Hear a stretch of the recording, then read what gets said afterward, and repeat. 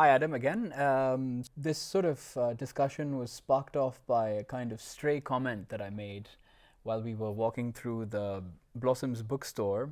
I think we looked at, what was it? I think Barchester Towers by Trollope, and then I sort of said halfway whilst reading it, I just had this urge to forswear Victorian literature altogether, and I thought that would just make things very clear as to what I meant. But clearly, I think I have to do a lot of work to try and establish why. So I thought maybe we could have a discussion about our views on Victorian literature. Specifically novels, I think, is what my interest is in. I'm going to sort of try and recruit some lines from a Geoffrey Hill poem to my aid. While doing so, I think we can probably get into the poem slightly later, but I thought you'd be the best person to talk about this with, also because I think you're the most well-read in Victorian, or rather 19th century literature amongst the people I know. So you'll be able to confirm to me whether or not my instincts about the literature are right or wrong. But maybe you want to tell me a little bit about, what you like about Victorian literature, and perhaps a little bit more broadly about 19th century literature, French and other traditions that you're aware of. Yes, I am intrigued by this position from you, Annie. Mm-hmm. We haven't actually discussed it any more than that stray comment. Mm-hmm. And what particularly surprises me is not only, in a general sense, is Victorian literature widely venerated. Mm-hmm. Victorian, we typically mean English literature, but any literature from the 19th century is considered to be one of the great production periods, maybe a semi-industrial production period for literature. But also, you are also very well versed in writing from the 19th century. You have, or used to have at least, a great joy and interest in all sorts of figures, Kipling, Dickens, that typically form our idea of the canon of Victorian novel writing. So I'm interested to see if that's changed from last year, last time I was here chatting with you in Bangalore in India. The novel becomes a kind of product, perhaps in the 19th century. It definitely becomes something that's industrially produced, that has a wide audience, that's read by people of all shapes and stripes. I come unarmed today, so I don't have any ammunition to back up my like of Victorian novels. But even if it is a product of the society and perhaps the mechanisms of art in the society it comes from, I think we can still enjoy it as a commercial product, as well as being an expression of particular artistic sensibilities. It sometimes has that double valence.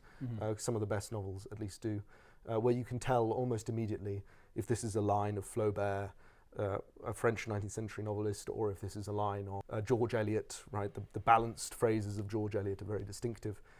And not only is the style distinctive, but the attitude to life of each of these authors are distinctive, even if their novels do overall conform to a general prescription on what a novel should be, right? That sort of freewheeling novel, the picaresque novel of the centuries beforehand, does become tightened down in the 19th century.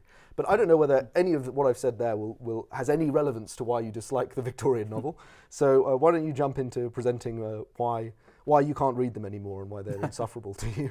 I think I can still obviously read them and get great enjoyment from them, but I just think that it's a particular view that's formed is too oppressive now for me to be able to view them as through any other lens. And I think you hit on some of the points, sort of alluded to a certain kind of template and a certain kind of subscription to a mode of production that novels have. And I think these things will become relevant to the case that I want to make.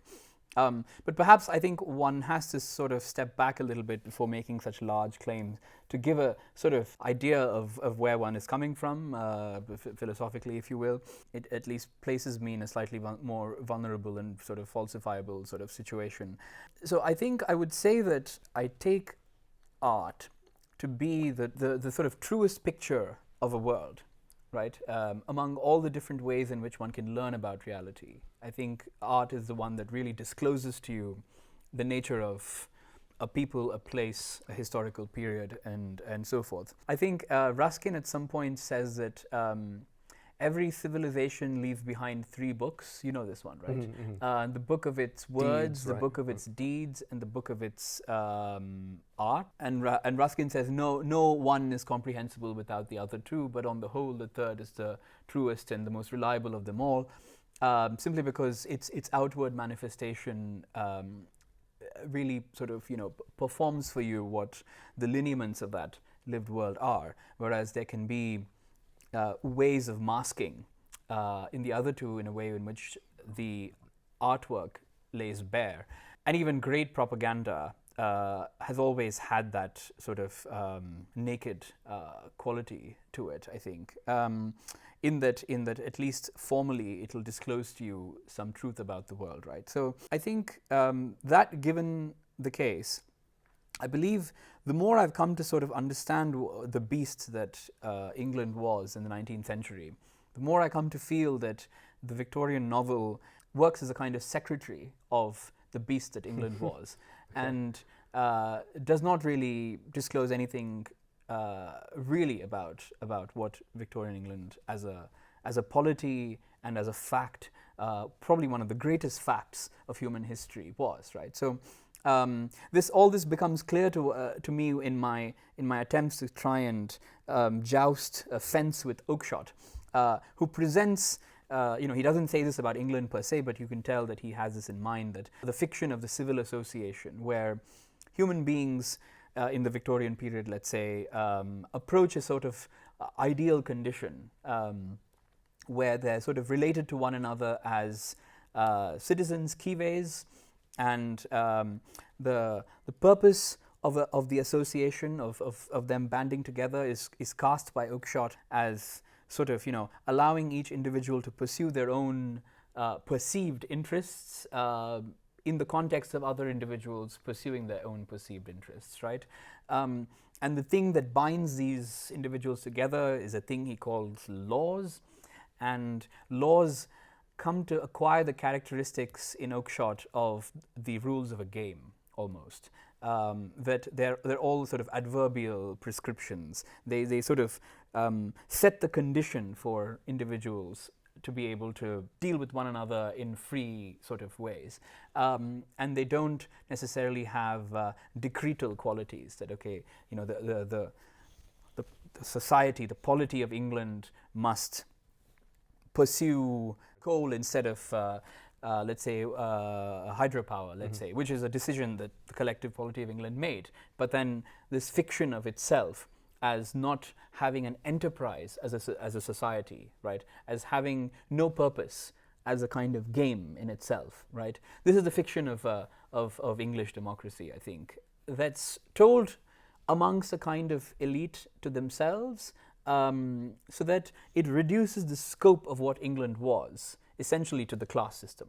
Okay. So in the sense... I'm not following that last leap. Okay, but I'm sure... So what I mean is that the boundaries of what England is reduced to essentially this sort of game that's played between individuals of different stations pursuing their own interests. They will disagree about how to do things, but whilst following these games, but they won't disagree about how they disagree, as it were.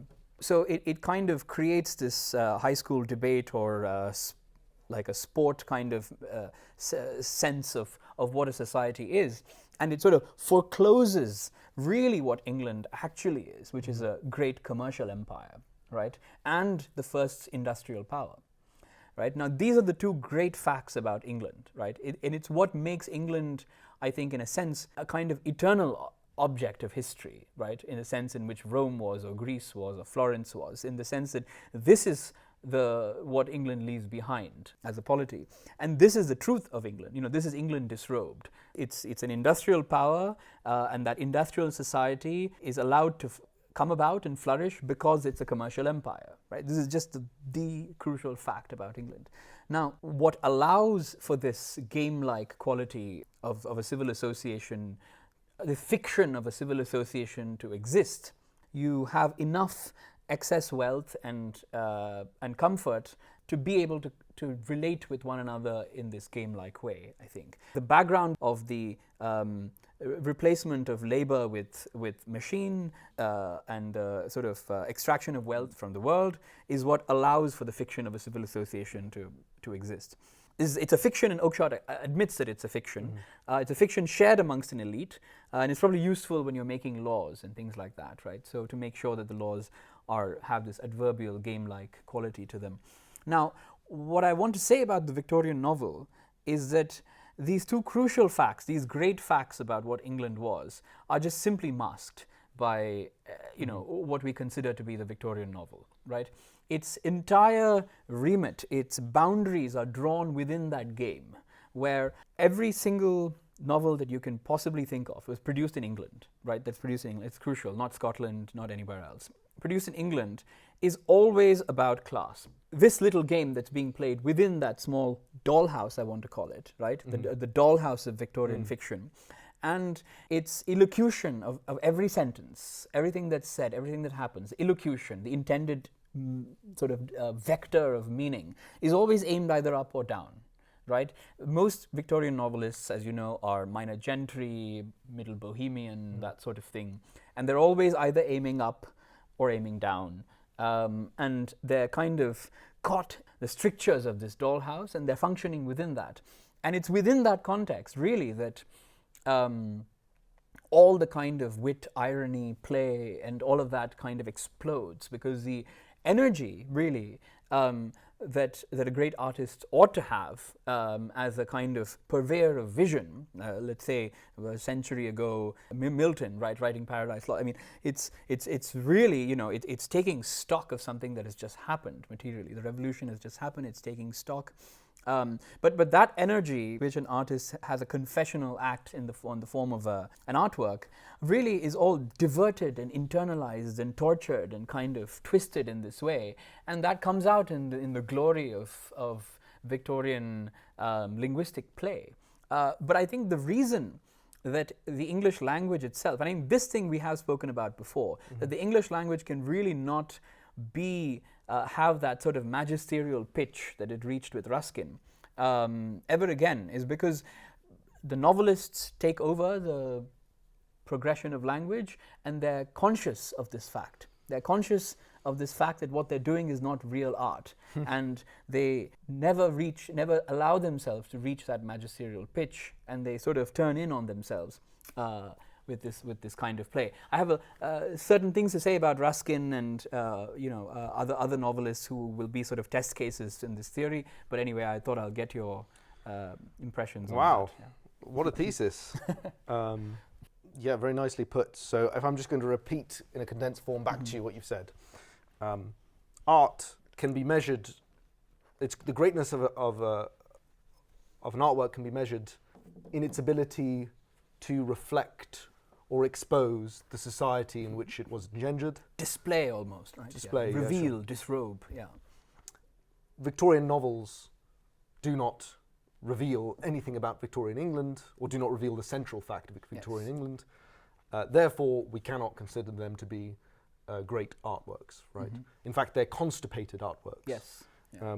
One inflection, just to clarify a point that I'm sure you're thinking of, by displaying the civilization that they come from, you do not mean mimesis, right? You don't mean... No, I don't mean mimesis, yes. That, here's a painting, it's got a tree and a building in it, and in the world where the painting was painted, they had buildings and trees that look like that. Right? No. It's not that simple of a display or reflection.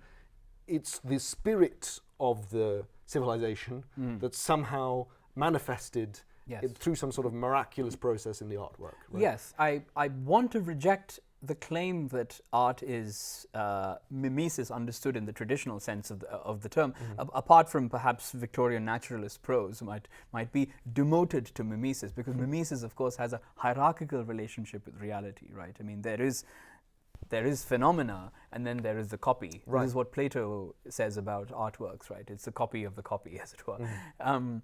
Imitation of imitation. But really, a great work of art is able to, through some sort of sideways grasp, either through the narrator's sort of liminal state through just the prose, various devices able to sort of latch on and really reveal a certain, let's say, formation of a certain lived world. Right. And it doesn't even have to... It's a kind of event, I want to say, in that sense, yeah. And therefore it's interesting that artworks that claim or make some claim to be mimetic in that traditional self, to be copies of the world, actually don't perform this function. No. So the abstract temple, right, the form of the Chola temple or the Hoysala temple reveal something about those civilizations. The Victorian book that is accurately researched, whose author has gone down to the countryside and noted artificially perhaps how rural people speak and put that dialect in the work and is very proud of that research, that actually doesn't reveal anything about the society in which they live, right? All of this is a kind of smokescreen. There's the chimera of this emphasis on accuracy and mimesis, which actually hides any desire to do what art really should do, which is incarnate a kind of spirit. Incarnate, yes. Yeah, incarnate, yes, yeah. Yeah, I think it's I keep coming to the image of the dollhouse, right? I mean, it's essentially it's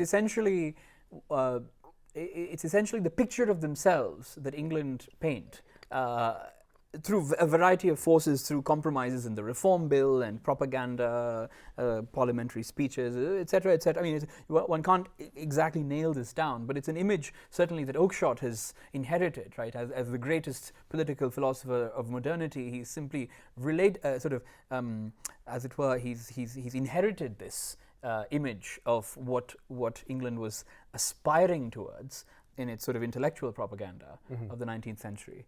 And it is that which is simply related back. It's not even propaganda, right? It's a kind of secretarial role, a scrivening role that novelists have. And if you just compare what the Victorian novelists are doing with what Melville is doing, right, across the pond, it just completely gives you a stark contrast. You know, a society not yet kind of constipated or handicapped by this kind of ossification of a kind of foregone economic system in the form of a class system, right? It's not curtailed in that way, and you know, your sort of Puritan in the 19th century is looking to a great artist to reveal to them what America, the eidos of America should be, you know, which is a Pequod, right? So ultimately, his novels are entirely about the fact of America as a commercial empire, in and through that commercial empire becoming a kind of incubus of a kind of democracy, people concerted by labor.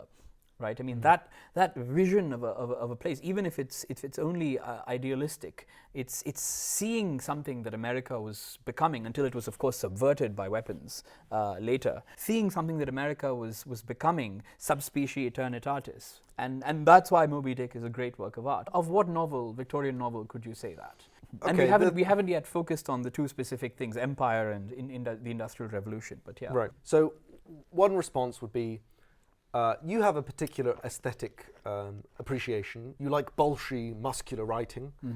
Victorian writing isn't typically like that. But it can still, but even if it doesn't fill in that aesthetic, it can still be true to the psychology of those on the ground at the time. So that would be one response, that would be one kind of line of, and the way in which the facts of empire and mercantilism is constantly suggested but elided in Victorian novels. So Vanity Fair, right? There's the passage in Chennai where you don't see any of Chennai, right? On the drive here, I was literally thinking of Joss Sedley. Yeah, anyway, perfect. So, yeah, you've got it, yeah. Or the mad woman in the attic, right? We might say that elision is in fact revealing or whatever. That would be one way of responding to it. A kind of novel which has a vision and is declarative, bolshy, maybe, can one use the word bolshy for it, maybe not. The thing that springs to mind is something explicitly arguing for a kind of nation would be North and South by Elizabeth Gaskell, which is about class, as you say. Maybe every Victorian novel is about class, but its vision of work, man and master. Gaskell is not from Scotland. I thought she was. I think she's from the South, because the novel is largely about the difference between the South and the North of England, right? The South is this kind of heavenly Garden of Eden, and then they have to go up to the north and the manufacturing towns. Yes. And that's another sense in which they're made aware of that on which the prosperity of the South rests. And they wrestle to determine a new kind of Eden. But we can look up where she was from. Yeah, My why impression is don't she's from we the do south that? Yeah. of the UK. And there are great scenes in that. I mean, there's the scene of the strike. Yes, this is why it was. Right. She was born in London, Hampshire. No, she died in Hampshire. Early life. Should we look up early life on Wikipedia? Born in London. Her father was a Unitarian, a minister, and he moved. I'm just trying to see if she has any working class sort of backgrounds. And he moved to London in 1806. And he would be appointed private secretary to James Maitland, who was to become the Governor General of India. It's very interesting. Comes from Lancashire.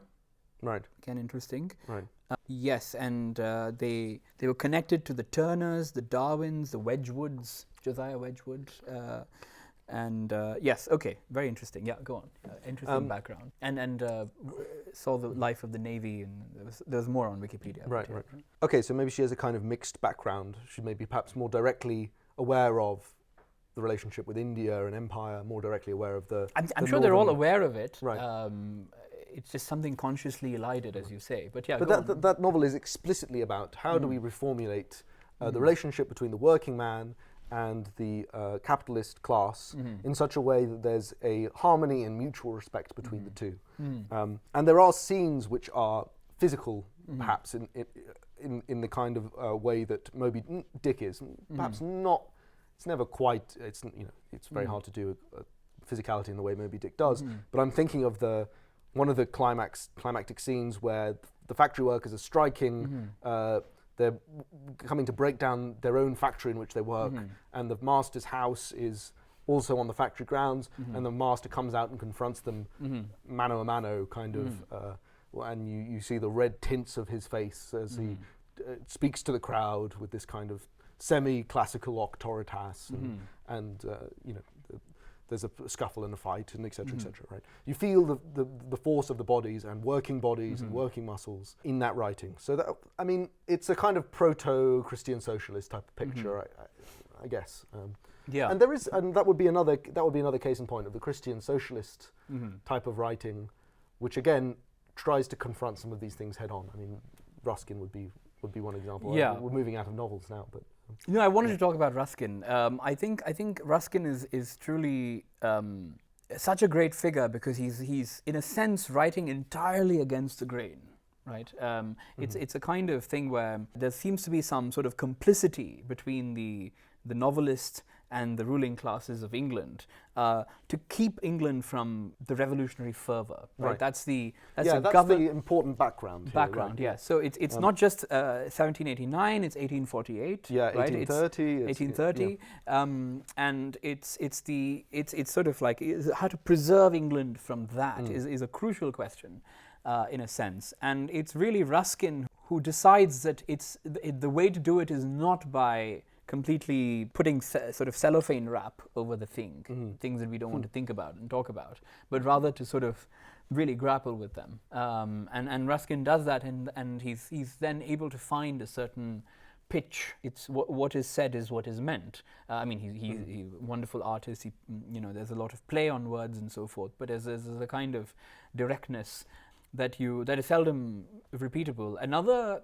exception, other than Gaskill, whose other novel, I forget now the name, I read many years ago, but North and South I haven't, and I shall, is, again, we're moving out of novels, but I was thinking on the way over here about Richard Burton, the explorer.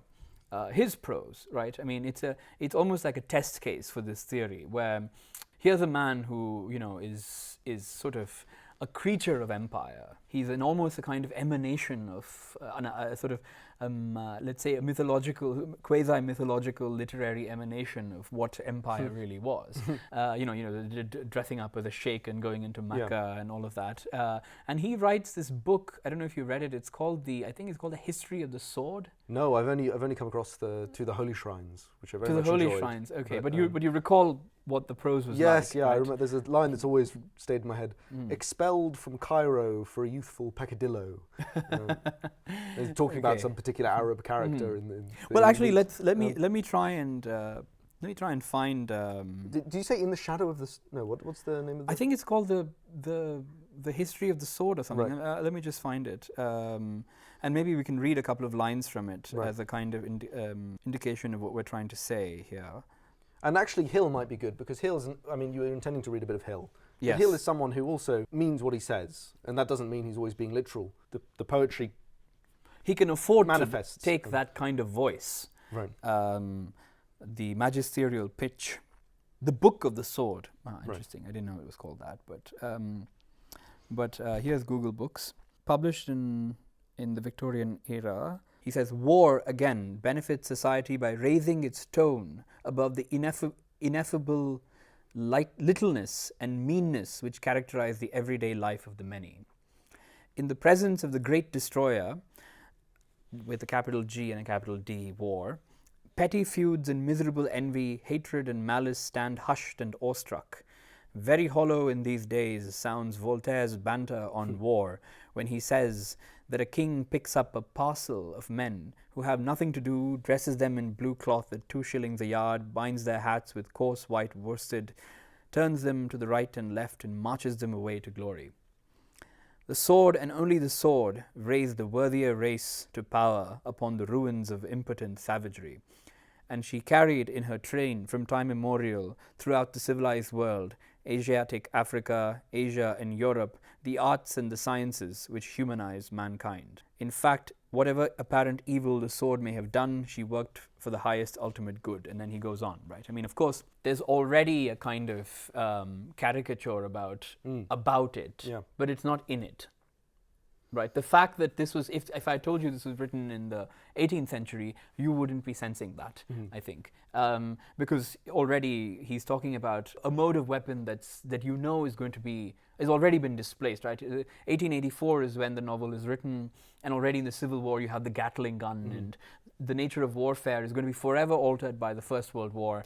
But he's still writing at a time when, of course, if you've seen battle take place in Arabia, the sword might still be considered in these ways, perhaps. So already you can't help but kind of attribute a certain kind of nostalgia to the prose, whether it was intended or not. Yes, and it can feel occasionally it felt a little bit overinflated, as if he's trying to put the sort of shots into his muscles type of thing. But I really like the start, this use of the word littleness. That's the kind of moment. I don't know if you can just reread that bit. That's the kind of moment where English is using the full width of its register, right? So in this sort of slightly purple feeling prose, there is nevertheless this moment of, the raising of a very menial word to its proper place. Right? Yes. Correct. Yeah. But I think it's done by ineffable and mean and right. meanness. Yeah. There's two. There's sort of Latin and Saxon put together. Retrodictive modification of sense. Right. War again benefits society by raising its tone above the ineffable littleness and meanness which characterize the everyday life of the many. And then the use of the word parcel is just wonderful. I mean, it does all the work, doesn't it? So. Very hollow in these days sounds Voltaire's banter. Banter's prepared you for it. Right. Just demeaning with that just one word, banter. On war, when he says that a king picks up a parcel of men. He doesn't obviously say parcel, Voltaire, but he's just caricatured what Voltaire says, right? In this kind of he's FedExed civil view of what war is, which is the only view one can maintain if one is going to elide what's actually going on in the world, right? And this actually bears out in the most comic ways if you've seen those posters for the First World War. Go and play some football and, have a sort of hearty time and shoot some French and get back in time for Christmas or whatever. Right. And then the reality, having been reared in the dollhouse, they go to the First World War thinking in the midst of talk, like advertisement, for example, that comes out of literature, right? I mean, it's all a part of cultural world, and then gas, right? I don't know if that talk didn't also determine and create their reality. If even in the trenches, it did. I think so. Right. Yes. There was. I mean, there's that famous poem, "Play up, and play the game," right? Yes. Which symbolizes the Victorian attitude to warfare to a certain degree. Definitely, as a game, even when you're losing and dying, you should play up and play the game. Yes. Similar things were said about World War One. As you were speaking, and as a similar quotation came to mind. Another sort of absolute cliche: there is a corner of a foreign field that will be forever England. Again, you have this idea of the parceling out of Yes, particular spaces. very nice. And parcel in French with another L and an E means a sort of a designated bit of land, a parcel of territory. Yeah, it has that sense in English as well. Right. So there are three possibilities. The first is they were completely manipulative in presenting reality in a certain way, Victorian novelists, and they were using this it was a deliberate kind of screening, right? Second is they really believed their own tripe, right? And the third would be that kind of way of seeing the world as a game actually played itself out and was accurate. So this would be an alternative way of challenging your hypothesis, would be to say, okay, there is this fundamental fact about Britain that it's a commercial empire and that it runs on the opening up of new capital markets with violence, to a certain degree, organised disorganisation. Yes, that is a fundamental fact about it, but the fact that the English see themselves as playing up and playing the game and as being strictly bounded by rules, even while they are engaged in this kind of activity, is an important feature of the society which the art is reflecting or incarnating in the way that we would expect of great art. Again, a Hoysala temple or Chola temple or whatever doesn't typically give you a sense, well, maybe you disagree, but doesn't typically give you a sense of the order of violence on which those civilizations were constructed. Oh, I think maybe there's a whole entire rows of battle scenes and so... Yeah, okay, that's a bad example. Let me think of another one. Renaissance paintings, right? Which would be another classic example of art incarnating spirit. Don't really give you a sense of the mercantilism which allowed them to exist, right? But we're thinking about Florentine paintings. Does one get a sense of that? I mean, I think if we come back to the three options you presented, right. I would say all of them are true. Okay. Can be true at once, surely. The fact that there's no market for a kind of an examination of what we are as a people, combined with a sense of the fact that the chaps who are writing these novels aren't really at the time officers or involved in empire in any sense of the word, so they don't really see it fully for what it is. And the third thing could also be true, that this is propaganda that was completely internalized, informed how the English went about their lives. But I think with all these three things, right, I think you have the staring fact, which is that too much of your daily and material lives is determined by the forces you choose to ignore. What Mill was saying about democracy, like a representative government, how it comes about from taming the land, right? People learning to work together to accommodate each other in concerted labor. That's how the kinds of accommodations that have to happen at the level of the law, kinds of compromises that law involves and all of that, how it all hangs together from a people collectively taming a land and erecting, let's say, civilization out of it. That fundamental rule, that implication of violence or construction wreaked on the earth, is yes, explicitly shown, right? Yes. And we don't see labourers even really in Victorian novels, right? We don't see men with pickaxes in Victorian novels. We don't. But more importantly, with the advent, with the ability to translate electrical to mechanical energy, really the entire sort of edifice of the human world is altered. Your idea is that the relationship between man and nature is fundamentally being altered by these forces which, if one likes, alienates man from the straightforward relationship that he used to have with distance, with time, and so on and so forth, these electronic introductions in the 19th century. And Victorian novelists don't notice that either, right? So they don't notice what's going on outside of Britain. They don't notice the physical labour required to maintain just the byways and highways and fields of Britain, and they don't notice this change either, right? They seem deliberately to blind themselves from that what's going on just outside of their perspective, right? Yes. And just to add to that, I think they notice only the aspects of it which comes within their paradigm of class society, right? If you notice, right? It'll be, okay, there'll be some poems written valorizing the old sort of commons, and how the enclosures and the hedgeways and the artificial separation of farmland, the parceling of that, the urban migration, the smokestacks, and the sort of working conditions of the poor in these factories, all of this will be noticed. Right. But it's sort of somehow incorporated, subsumed within the larger fiction of a civil association. Almost remarkable how effective all of this is.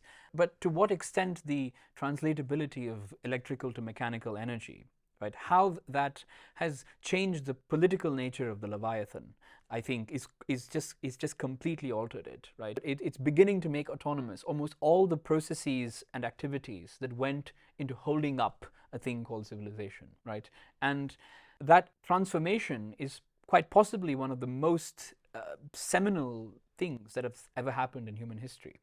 And so to make autonomous, you mean, whereas previously you might have to direct someone to deliver a message, and it would yes, all kinds of things like that, right? This just begins to happen by itself. Right? It happens by itself. Just the rhythms of human duration, right, are completely deranged by automation, by the machine and its adjunct capital, right? It's just completely deranged. 2 telegraph machines are closer to one another. Yes. Than 2 villages or whatever. Yes. Times of labor are no longer the cycles of the sun, but the hours of the factory, and the movement of goods, the speed at which they can move, the interconnectedness of the different industrial hubs, the ways in which creation of the objects of daily life are now atomized through the production process, where the human being becomes a kind of accessory to the machine, producing one part of the thing, which is then fabricated further in a different city somewhere else. All of this, I mean, it's too much to try and bring into one neat and parceled kind of statement. But essentially, it's one of the seminal alterations to human society and civilization, and all of this is just entirely smoothed over, and whatever of it can be is incorporated within that dollhouse. So you feel like you're eating a sweet. Something like that. Yeah. Something like that. Yeah, I mean, let's get on to the hill. Yes. Maybe. Yeah. As a closer. So these were the lines that made you, that gave you the idea, or did you already have the idea and you read these and you thought? I was reading Oakeshott, and I was also reading about how intricate the laws had to, the distribution of power between different places. Just how the laws had to get rewritten and so forth, and all of this while reading Barchester Towers. Right. So. Yeah. Something about it was just okay. This is just I think facile, is a particularly. Is perhaps the best example of the kind of thing. It's such expert stuff, right? But you just kind of just went, okay, this is not really telling me anything. Anyway, so here's one passage from it. We're not going to read the entire poem. I think it's going to be too difficult to try and work in. But in a cycle of poems called An Apology for the Revival of Christian Architecture in England, again, this kind of toy-like view of what the cathedral was in the Middle Ages, right? The third poem, Who are these coming to the sacrifice? Wires tarnish in gilt corridors, in each room stiff with the bric-a-brac of loss and gain. I think this line just has so much is going on in that, right? So tarnish at once has the sense of something being burnished or sort of sticking out oddly, right? So wires tarnish, this traditional sense of tarnished mixed with that echo of burnish, because of guilt, right? Gilded corridors backwardly affects that rewiring in the word tarnish, if you will. In each room, right? Corridors shrunk to rooms, that effect is made. Stiff with the bric-a-brac of loss and gain, right? So in a sense, bric-a-brac is the ultimate kind of daily sort of experience of class society, right? I mean, it's a sort of kind of manna from the upper class loot of the, or the plutocratic, let's say, not upper class, because it wasn't necessarily the aristocracy that were involved in empire, was it? I mean, they were in fact for the first 100 years apparently disallowed from entering, because anyway, well, let's not get into that. But it's a kind of manna. It's being experienced from the world that's occluded, right? You see it through bric-a-brac. Or you might think of it also as the excessive stuff produced by an industrial economy as well. Beautiful, yes. I think both. I think both are very much there in the word bric-a-brac, of loss and gain. I mean, of course, the economic element is brought in there. So each room stiff with the bric-a-brac. And I think bric-a-brac, you're also, the fact that, you're trying to, it's an apology for the revival of Christian architecture in England. You're trying to see what Victorian society was. And here is being done what you said, right, about displaying what the society really thinks of itself and the experience of being in the society. Because here you're able to see how the average person in Victorian England would have experienced the outer world, right? It's stiff with the bric-a-brac of loss and gain.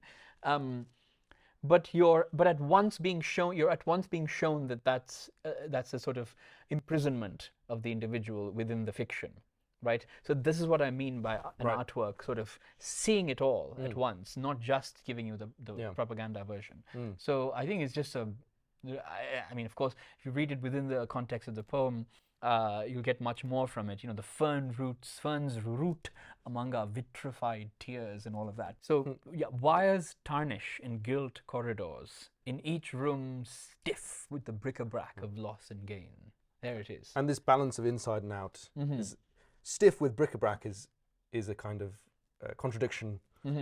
Yes. And that juxtaposition of two concepts is bric-a-brac, but it's stiff because bric-a-brac is a load of rubbish. Yes. Right? So nothing should be stiff there. Yes. It's crystallized or fossilized. Yes. It's crucial that it's not just rubbish, though. It's It's toys. It's rubbish you haven't been able really to give away, or rubbish you might sell, and that kind of thing. Like an American might think of a yard sale or something. Yes, that's full of bric-a-brac. Yeah. So I think it's crucial that it's stiff, rigor mortis, stiff. The body politic is stiffened. It's the classes, the lower classes are prevented from really contending with their situation by being slotted in this way, right? The politics is stiffened in a sense by bric-a-brac, politicking. So yeah, it's all at work, I think, in a classically great Hill line. And would it be? I'm never really sure with Hill if this double play on words is kind of farcical to suggest or not. But is the other sense of the word guilt spelt with a U in there? Oh yes, I think I never thought of it. Yeah, okay. Wires tarnish in gilt. Or is that too easy? I don't know. Is it treating him a bit too much like a crossword?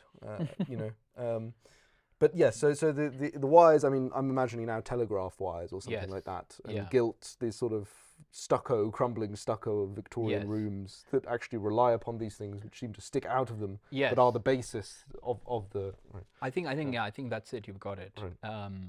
How it's meant to work. Okay, well, great. Thanks very, very much, Annie. And thank you, Adam. It was, I'm glad you brought up Gaskill. I'll go and read North and South, was it? Okay. Yeah, I think I see where you're coming from, as I tend to do now. And I hope that this conversation hasn't ruined Victorian novels for me, but time will tell. No, but you'll have to tell me whether it's something you get from French novels. Yeah, I don't think so. I don't think so. And we'll have to think long and hard as to why. Right. Certainly not from Dostoevsky. Right. Yeah, or Tolstoy, right? Oh yeah, Tolstoy. Yeah. So why is it? What is peculiar about England? I think bric-a-brac. Bric-a-brac society. Yeah. Okay, great. Thank you. Yeah. Thank you.